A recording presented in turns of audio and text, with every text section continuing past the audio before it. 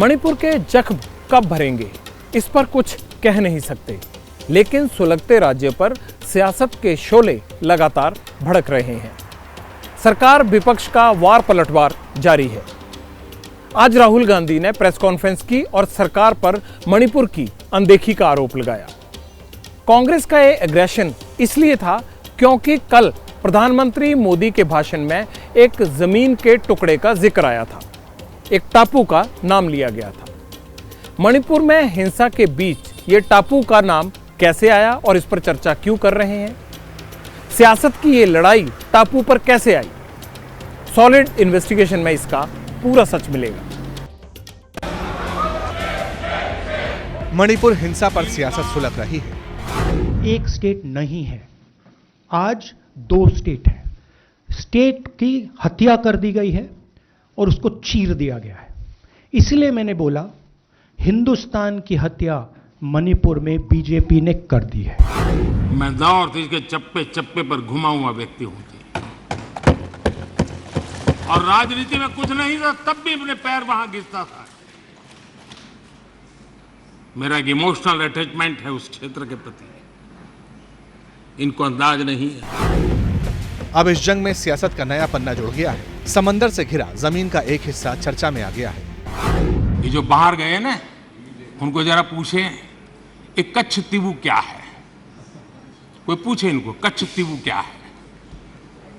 इतनी बड़ी बातें करते हैं ना, आज मैं बताना चाहता हूं ये कच्छ तीवू क्या है और ये कच्छ तीवू कहां आया, जरा उनको पूछ लीजिए। भारत और श्रीलंका के नक्शे पर किसी छोटे से बिंदु की तरह दिखने वाला इस द्वीप का इतिहास विपक्ष के खिलाफ मोदी सरकार का अब सबसे बड़ा हथियार है। मोदी ने साफ कहा, कांग्रेस की पुरानी सरकार की वजह से ये टापू हिंदुस्तान के हाथ से चला गया।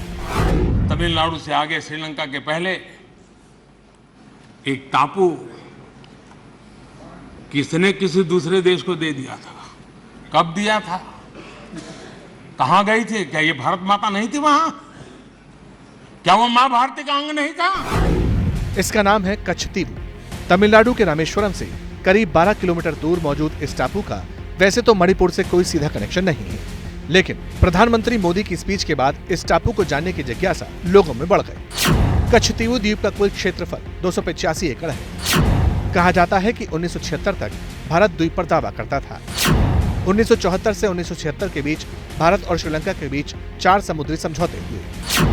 इन समझौतों के बाद कच्छ तीवू द्वीप आधिकारिक रूप से श्रीलंका के अधीन हो गया। उस वक्त केंद्र में कांग्रेस की सरकार थी और इंदिरा गांधी तब प्रधानमंत्री के पद पर थी। इतिहास का यही वो पन्ना है जिसे आधार बनाकर प्रधानमंत्री ने कांग्रेस पर तीखा हमला बोला। कांग्रेस का इतिहास मां भारती को छिन्न भिन्न करने का रहा है। आदरणीय अध्यक्ष जी,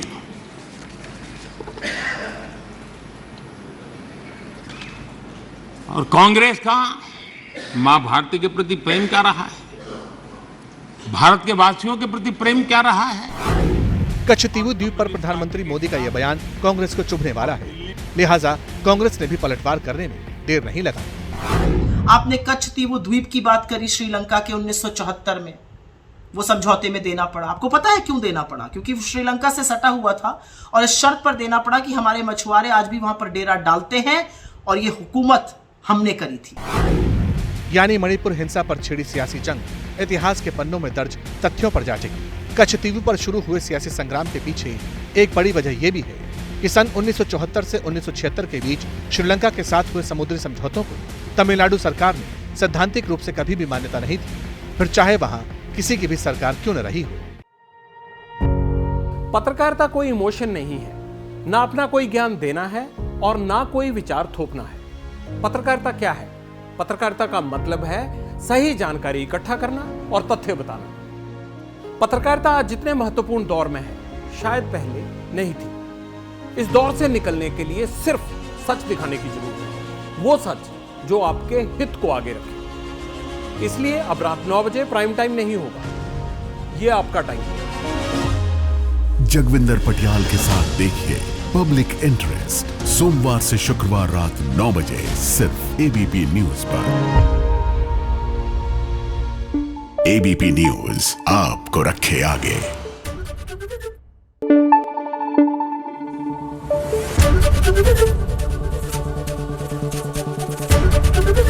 एबीपी न्यूज आपको रखे आगे।